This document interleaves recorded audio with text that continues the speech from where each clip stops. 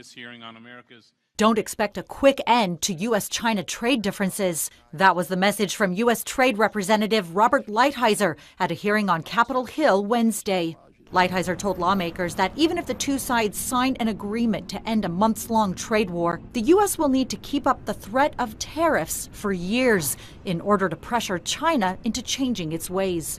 I'm not foolish enough to think that there's going to be one negotiation that's going to change all of the practices of China or our relationship with them. I don't believe that. The U.S. had originally planned to bump up tariffs on $200 billion worth of Chinese goods this Friday.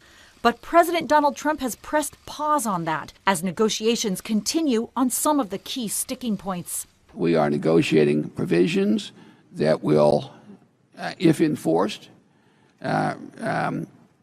restate, make far more specific, and clarify commitments against cyber theft, against physical theft, and against using investment practices to get technology. Sources tell Reuters that Beijing has made some concessions, offering to buy an additional $1.2 trillion of U.S. products over 6 years. But lawmakers have urged Trump not to let big-ticket purchases distract him from pushing for an end to what the U.S. calls unfair trade practices. Lighthizer said there's still a lot of work to be done before the two sides can nail down an agreement, including figuring out how it will be enforced.